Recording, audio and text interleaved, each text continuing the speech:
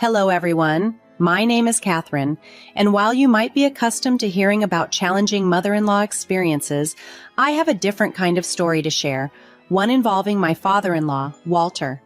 At the time of this incident, my now husband Jerry and I were engaged, having celebrated our engagement for 4 months. One day, Jerry came home with unexpected news. His father, Walter, had been evicted and needed a place to stay temporarily. He was low on funds and couldn't afford to rent a place on his own. "Why does he have to stay with us?" I wondered aloud. Jerry was just as perplexed, unsure of what to do. To give you a clearer picture, Jerry's parents had long been divorced due to his father's verbally abusive behavior and rigid patriarchal views. Walter often demeaned women, and after witnessing his behavior firsthand a couple of times, I understood why Jerry's mother had left. Walter had also been very controlling and dismissive of Jerry's emotions throughout his childhood, leading Jerry to reduce contact with him over the years. Despite Walter's belief that there was nothing wrong with his behavior and his dismissal of therapy because men don't go to therapy, the relationship between father and son was strained. Their communication had increased suspiciously after Jerry and I got engaged, which made me uneasy about the idea of Walter moving in. I owned my house outright and didn't relish the thought of a domineering presence disrupting our lives. However, I wanted to support Jerry and see if there was a chance his father had changed. I agreed to let Walter stay with us temporarily, but made it clear to Jerry that this arrangement wasn't permanent. "Are you sure you're okay with this, Catherine?" Jerry asked, concerned about my comfort in my own home. He knew his father's nature all too well. Despite my reservations, I felt it was important to at least try and see if Walter could adjust. This decision, however, was not taken lightly, and we both understood the potential challenges ahead. Years had passed, and it seemed that Walter was making an effort to mend his relationship with Jerry. "Just give him a chance," Jerry suggested, hoping to make amends. "That way you can say you tried." Reluctantly, I agreed, and Jerry informed his father that he could stay with us for a few months, but with a strict caveat: any misbehavior would lead to his eviction. Walter was overjoyed at the opportunity and expressed his gratitude. However, Jerry's mother, who had previously experienced Walter's challenging behavior, called me personally to voice her support for our decision. Her call left me feeling apprehensive, but I was determined not to let Walter's presence intimidate me. Besides, my soon-to-be mother-in-law assured me she would be there to support me if any issues arose with Walter. I felt confident that we could handle whatever came our way. Unfortunately, I was about to be proven wrong. No sooner had Walter moved in than he began to critique the way I had decorated our home. He liked the house but despised the interior decor. "Who in the world decorated this place? I'm guessing it was you, Catherine." "No man would live in a house like this," he scoffed. "Yes, I decorated it," I responded calmly. "Jerry told me to go ahead and do what I liked since he doesn't have any strong preferences." Walter snorted dismissively. "Oh, please, I know you pressured him into this. Jerry has been acting differently. He shouldn't be manipulated by any woman, but that's going to change now that I'm here. I'm going to make sure you don't take advantage of him anymore." I was stunned by his accusation. "I'm not sure how you think I'm manipulating Jerry, Walter, and I'd appreciate it if you didn't speak to me like that." But Walter simply ignored my protests and continued as if he owned the place. When I was home, he demanded I cook for him and run errands as if I were his assistant, although I work from home and am not a homemaker. Eventually, Jerry noticed his father's disrespectful behavior towards me. "Dad, my wife is not your servant. You need to stop ordering her around. You're a grown man and perfectly capable of doing things on your own," Jerry confronted him. But Walter retorted, "Women are meant to take care of men. You've been giving your fiancé too much priority, Jerry, and you aren't even married yet." Jerry's stand against his father's outdated views marked a turning point in our household dynamics, highlighting the deep-seated issues that Walter brought into our home. Just 3 days into his stay, Walter had already caused enough discomfort to make his presence felt. "Catherine didn't complain to me, Dad. I can see how you've been ordering her around," Jerry confronted his father. "She's my fiancée, and she has every right to talk to me about anything that makes her uncomfortable." "What's gotten into you, Jerry?" Walter challenged. "You should let her know her place. Pampering and shielding her isn't going to solve anything.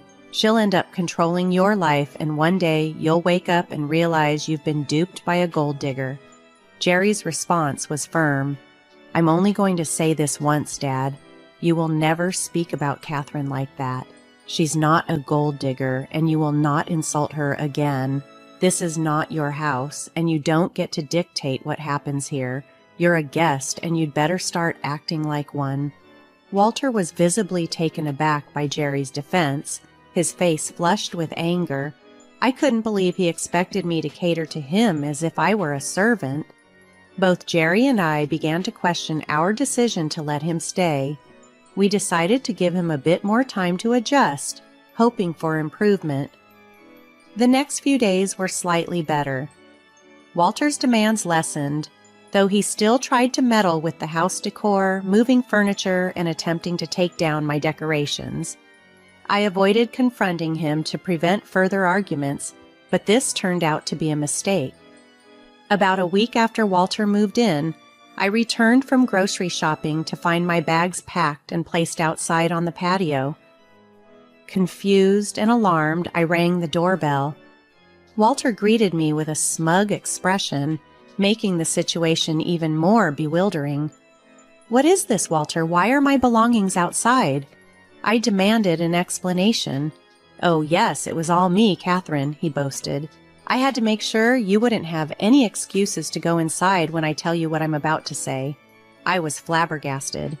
"I'm really confused, Walter. You need to explain what's going on."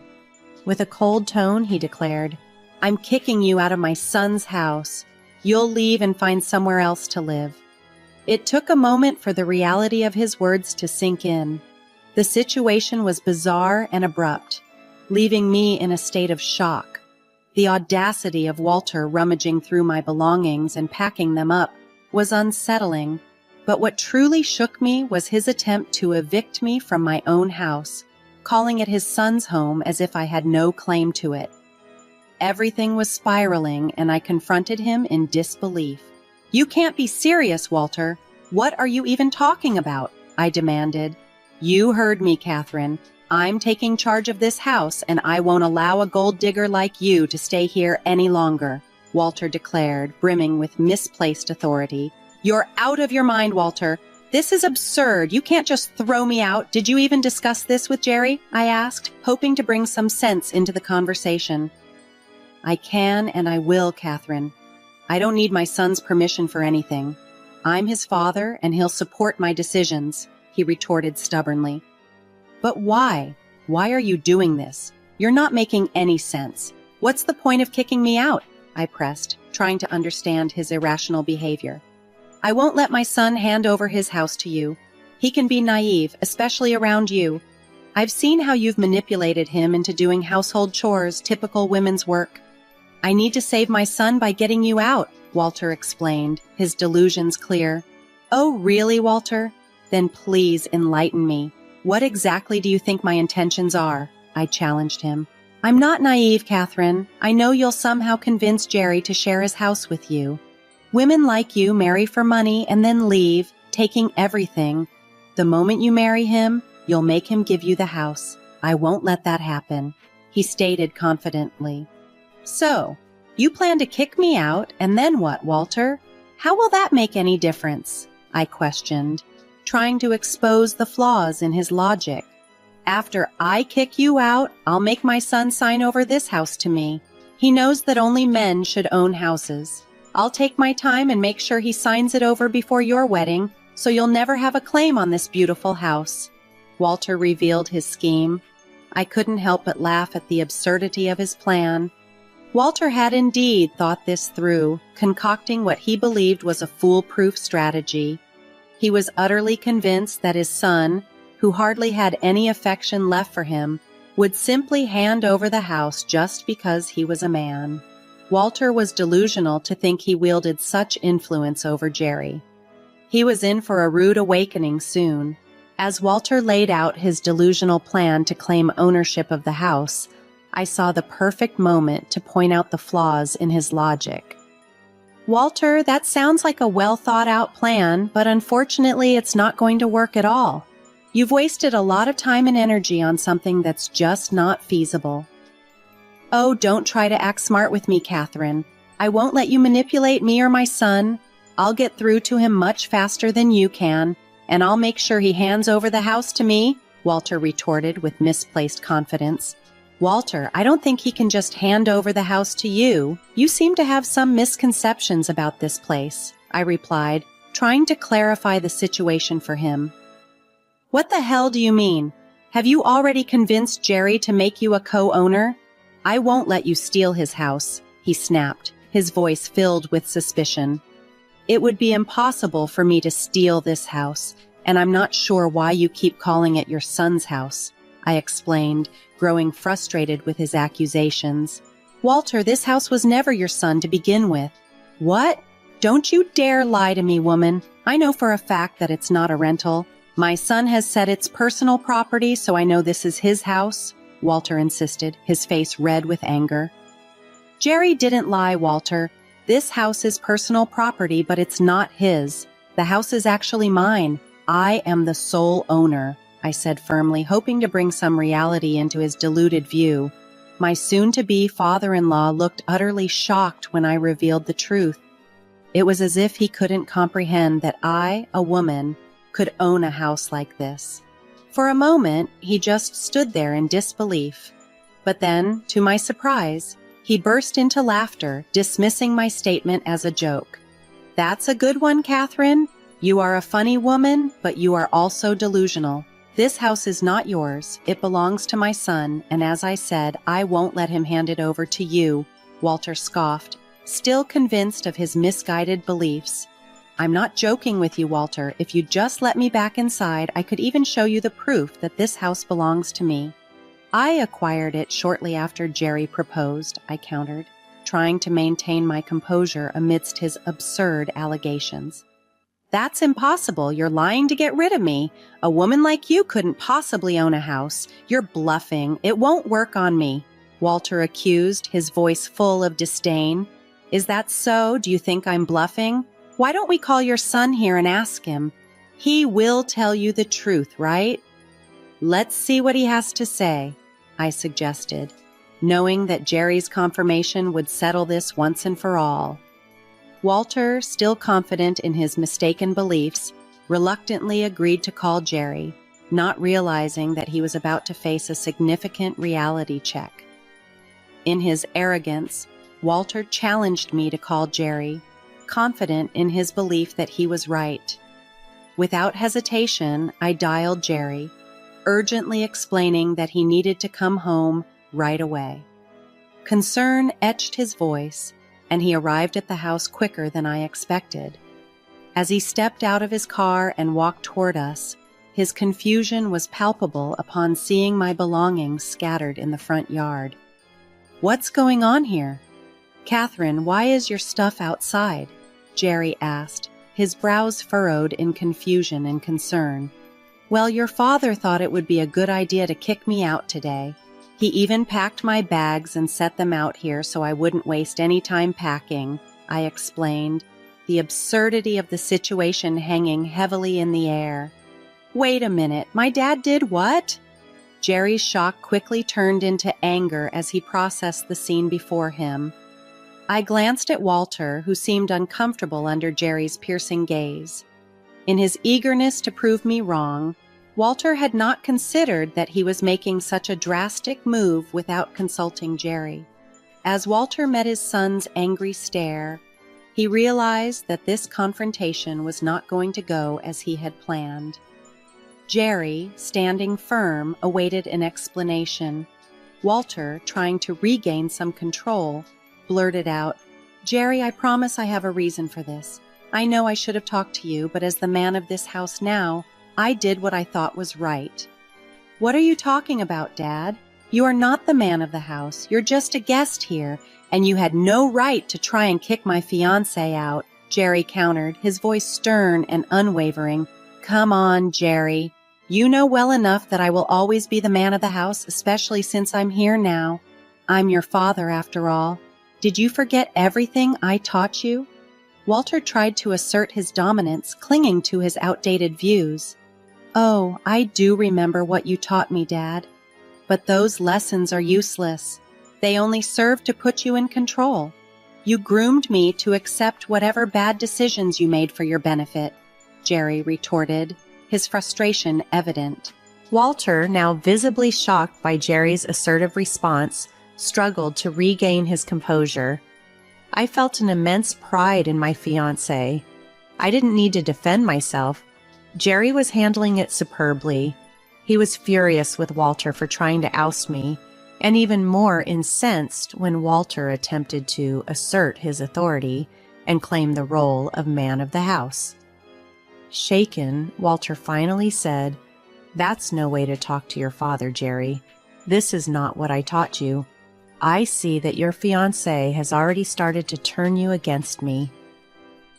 Jerry's defense and the unfolding events left Walter grappling with the realization that his manipulative tactics were no longer effective and his control over Jerry was slipping away.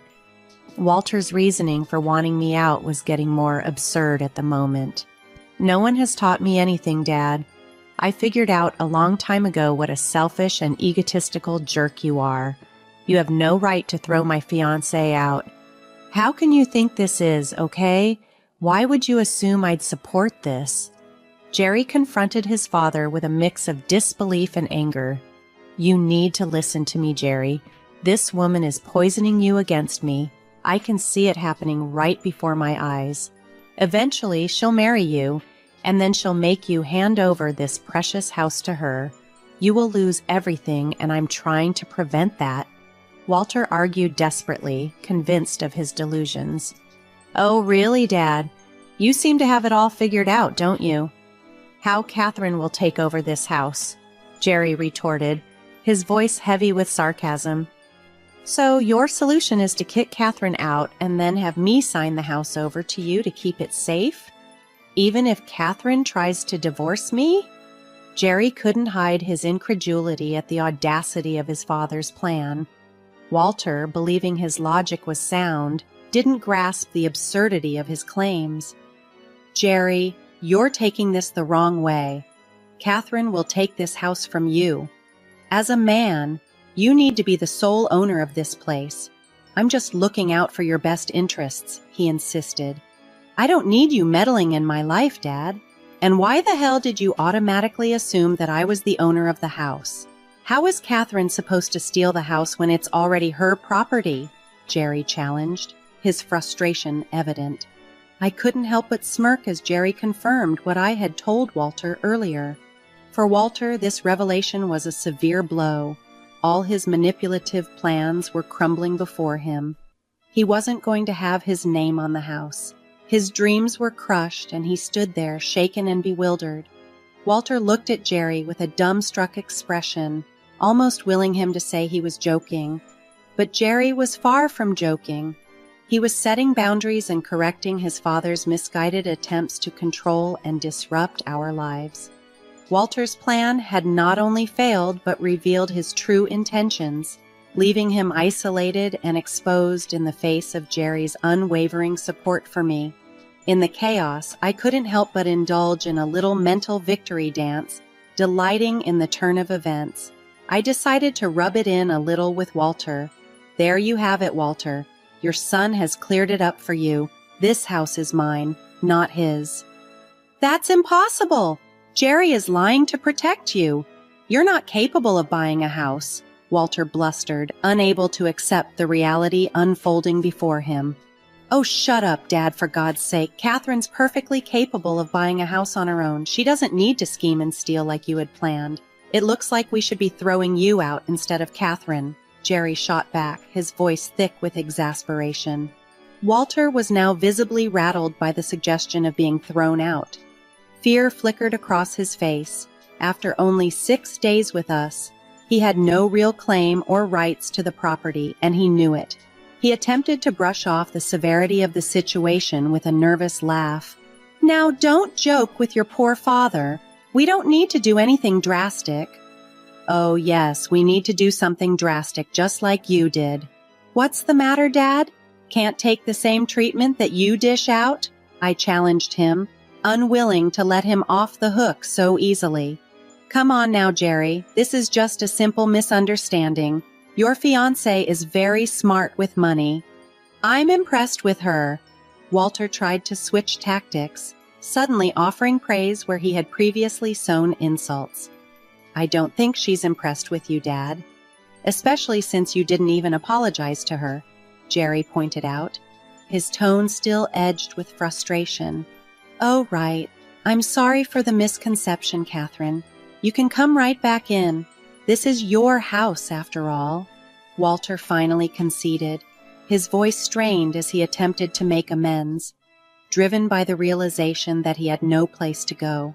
I sensed his nervousness, which I must admit felt somewhat satisfying given the circumstances, but I wasn't about to let him get off that easily.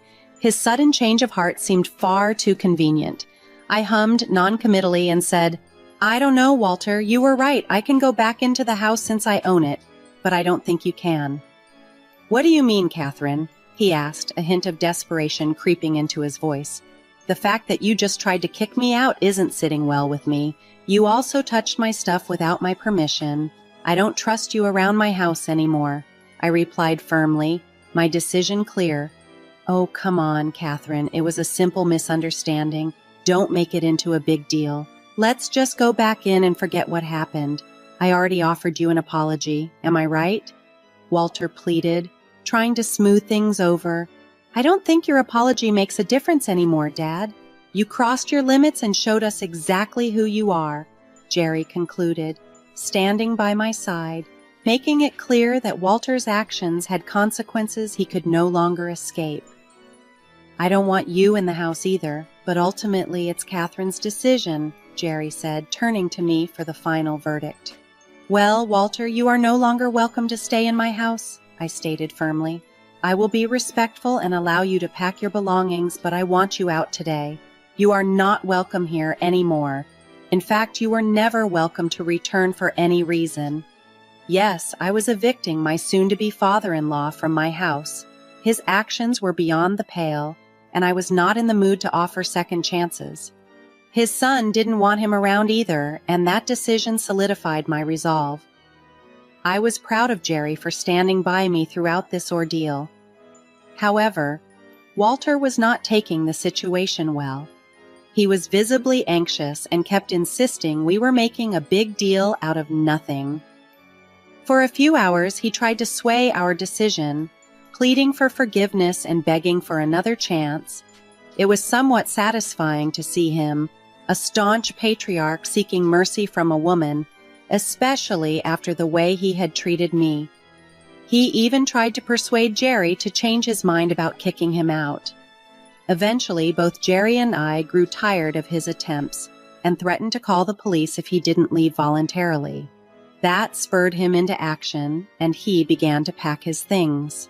As Walter left with his belongings, he looked miserable and ashamed. As a final measure, we told him to never contact us again. Jerry went a step further and uninvited him from our wedding. Walter once again pleaded for a second chance as he was leaving, but there was no turning back.